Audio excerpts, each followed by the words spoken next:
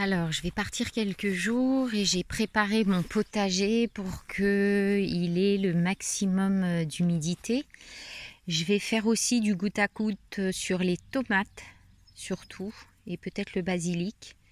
Les pommes de terre, je ne vais pas le faire, mais voilà ce que j'ai préparé. C'est une couverture d'herbes séchées par-dessus de façon à ce que ça préserve l'humidité. Donc j'arroserai bien avant de partir.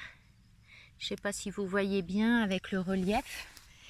Mais voilà, donc elles sont butées et de plus, j'ai rajouté plein de paille de façon à ce que ça puisse voilà, rester suffisamment humide.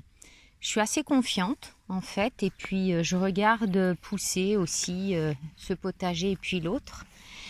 J'ai accroché les tomates, les pieds de tomates parce qu'ils commencent à grandir. Il y a les fleurs, donc je pense que quand je reviendrai, il y aura peut-être des débuts de fruits. On verra, on verra.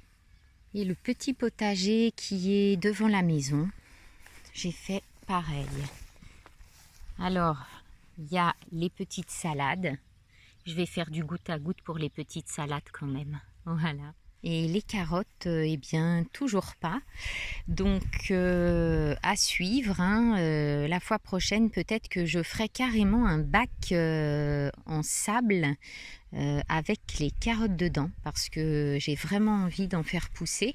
Donc, je me débrouillerai ou alors je ferai une rangée où je mettrai du sable parce que j'en ai suffisamment du sable en plus en rab.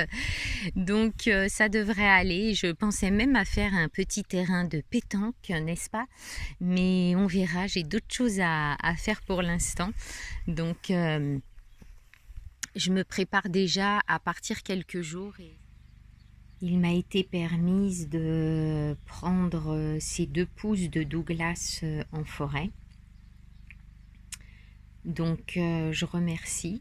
Je vais les planter tout à l'heure plutôt à l'ombre, dans un endroit que j'aurais choisi. Et j'ai vraiment envie d'honorer ces arbres en devenir. Donc je vais prendre tout mon temps, je vais faire ça en conscience, je vais bien choisir le lieu. Voilà comment j'envisage la vie à l'Oasis. C'est vraiment dans cette conscience, ce sens du sacré vis-à-vis de la nature et de ma propre nature, bien sûr. Voilà. Alors pour que vous puissiez vous rendre compte de l'endroit où je plante les Douglas. Donc ici il y a le serpentin qu'on voit plus trop jusqu'à la phyto. Et puis là en fait ce qui a appelé c'était de les mettre sous le chêne.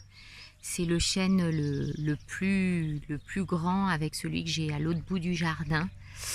C'est comme si il y avait une petite protection nécessaire, voilà, au niveau de l'ombre, au niveau de ce grand arbre qui va protéger les Douglas, en tout cas pour leur première partie de vie, puisque après je les déplacerai évidemment pour qu'ils aient leur place. Et donc vous voyez, j'ai choisi vraiment sous le chêne et c'est là que ça se posait vraiment comme en sous-bois. Donc comme vous pouvez voir aussi, il y a énormément de petits chênes qui sont en train de pousser. Il va falloir éclaircir si ça pousse trop évidemment, ou alors couper parce qu'il y en a vraiment beaucoup de glands qui sont tombés et qui sont en train d'éclore. Donc je vais placer les sapins ici.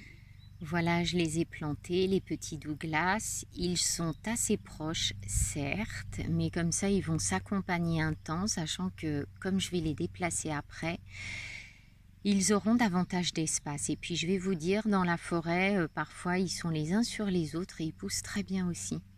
Donc là, voilà, j'avais envie de les mettre assez proches. Et puis, j'ai fait comme un petit tipi avec les branches. C'est ça qui est venu pour voilà, marquer leur espace. Et puis, je sais pas, ça me rappelle les tipis amérindiens. Comme par hasard. Voilà, donc je leur souhaite vraiment longue vie et puis je vais les accompagner, les arroser un tout petit peu cet été. Et je me réjouis d'avoir planté des sapins dans mon jardin. Yeah, yeah, yeah. Après les petits sapins, j'en profite pour désherber le serpentin. Et donc comme j'ai mis des fleurs sauvages, des graines de fleurs sauvages, voilà, je désherbe juste vraiment les herbes que je connais et je laisse le reste parce que je ne sais plus en fait, je ne sais pas quel genre de fleurs vont pousser et je pense qu'il y en a déjà qui ont poussé. Donc c'est déjà bien joli et je vais continuer le désherbage et puis le débroussaillage interviendra juste avant notre rencontre de fin juillet à l'Oasis. Voilà, je le ferai au dernier moment. Alors ce qui est vraiment bien là pour désherber, c'est qu'il a plu hier, donc c'est l'idéal en fait pour désherber. Il n'y a aucun effort, voilà. Juste à être un petit peu courbé.